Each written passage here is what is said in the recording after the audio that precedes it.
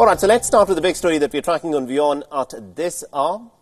Jimmy Xavier is a radio jockey, and he had contracted the COVID-19 infection. In his own words, he said that he had gone from giving live updates on COVID-19 and putting doctors and health officials and patients on air to landing up as being a patient himself. Now, exactly 3 weeks ago, Xavier's test results had come in as positive, and he later went into quarantine. He went through the entire treatment process, and now he's emerged on the other side as perhaps hope for many people who are extremely scared of COVID-19, and he's joining us live on this broadcast.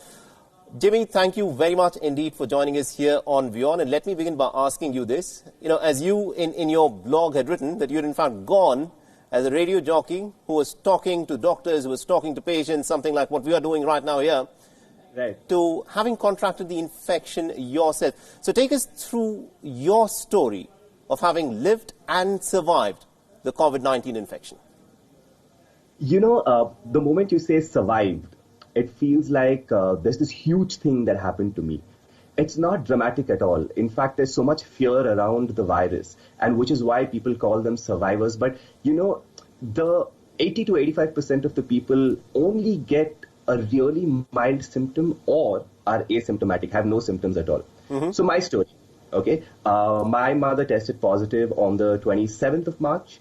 I went in for testing on the 1st of April. And, you know, of course, when I posted that I was going for testing, everybody said, oh, this is an April Fool's joke, isn't it? Because it was the 1st of April. Right. And I was like, no, shut up. I wouldn't joke about this. On the my wife and my daughter tested negative, but because we had all been in touch with a primary patient, my wife and my daughter had to go into quarantine in a government facility, which was a hotel in Whitefield, and I moved to Victoria Hospital for treatment. Right. Now the treatment is based, so there's no cure, correct? So the treatment is basically a course of 3 medicines. I think there's a bit of an issue with the line there. We'll try fix that with Jimmy Xavier. All right, Jimmy, I think we have you back online. There's a bit of a disturbance in the line. Go on. You were telling us that you were admitted at the Victoria Hospital in Bengaluru. That's correct. Now, it takes 14 hours. They give you medicines for 5 days. And it's 3 medicines for 5 days. And that's the entire course. That's it. After that, your body has to heal. So basically, you're looking at the body's immune. And for that, you have to eat really well, drink lots and lots of water, and rest for really long periods of time so your body can do its work. Right. So 5 days of medicines that were given to you. There is no cure at this point of time. So these are medicines which essentially treat the symptoms. Now, Jimmy, you know, another question that I would like to ask you is, from where do you think you and perhaps your mother, who I believe is still COVID-19 positive, where do you think you may have contracted this infection? Had you recently traveled abroad? So my mother is not COVID-19 positive. She tested negative 2 weeks later. Sorry?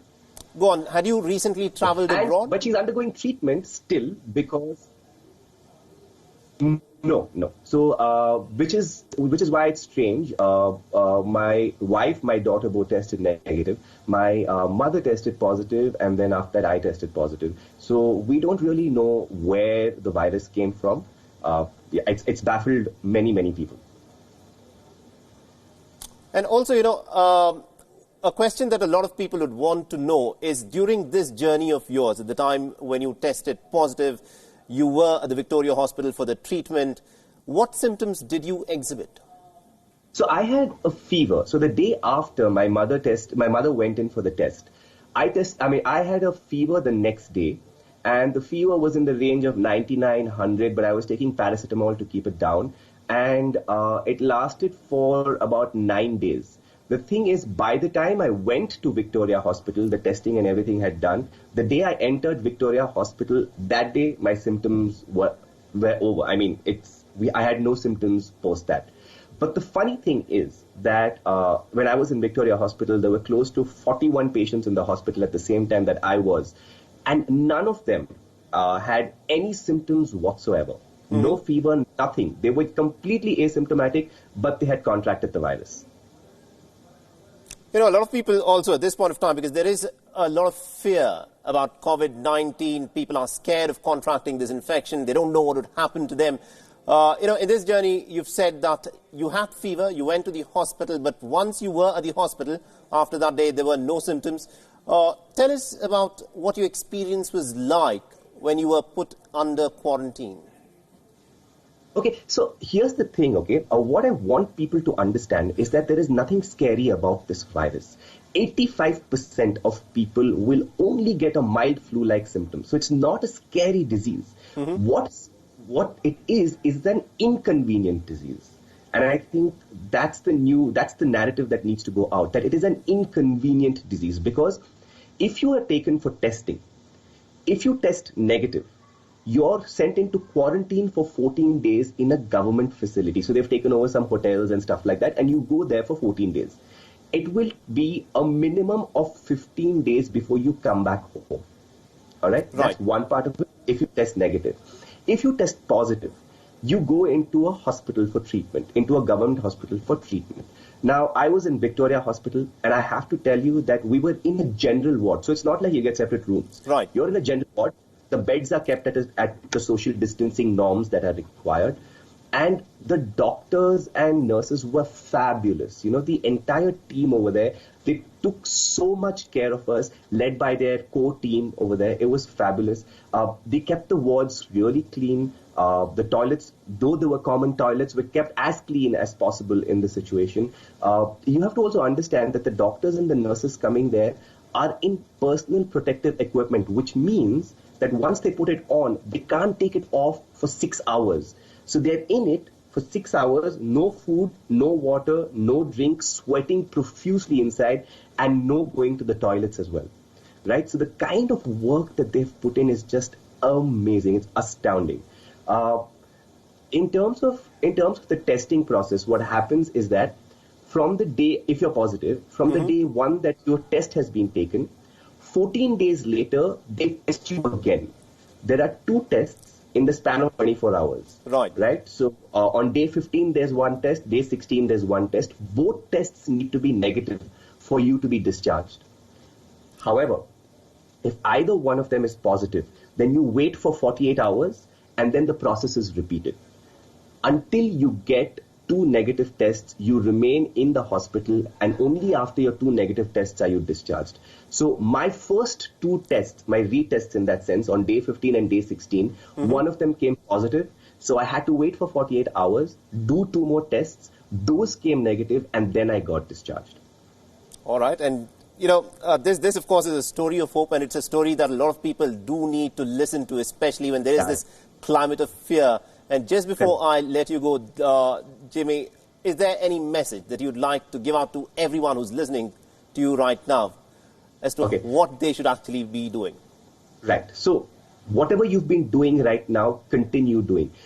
So social distancing, extremely important. Why is that important? The lockdown does not cure the virus. What it does, it slows down the spread. This virus is going to spread. That is our reality.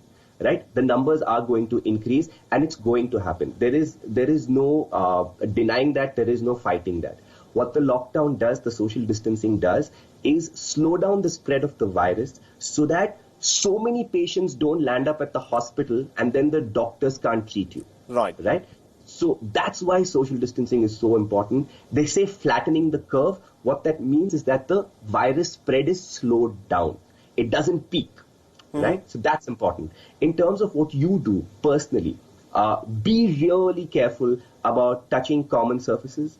Be aware if you've touched a common surface outside that before you touch your face, you sanitize and sanitize your hands, because that's how this virus gets transmitted via surfaces. So try and stay away from common surfaces, which is what will really help. And the washing of the hands or the sanitizing ever so often is really, really important.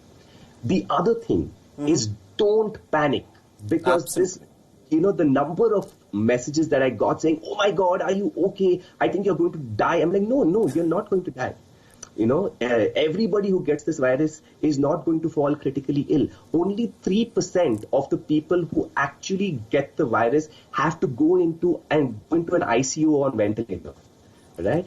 85% of the people will only have really mild symptoms or no symptoms at all. Absolutely.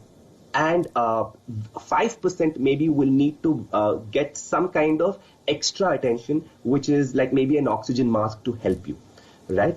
But that's about it, and I think that's really important. And the other thing is, if you have any doubt whatsoever, and you think that you are going to be tested, so you can't go and get a test done by yourself, right? So don't run away to a hospital at the sign of a fever or a sign of a cough, because the chances are if you go to a testing center, they're not going to test you until you fulfill some certain criteria. And the chances are you'll go there without the virus but come back with it. That's a positive.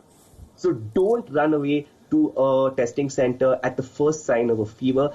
Check with your general physician, and your general physician will, if required, then direct you to go to a center. And if they take you for testing, be very sure that you will be away for 14 days minimum. So pack a bag.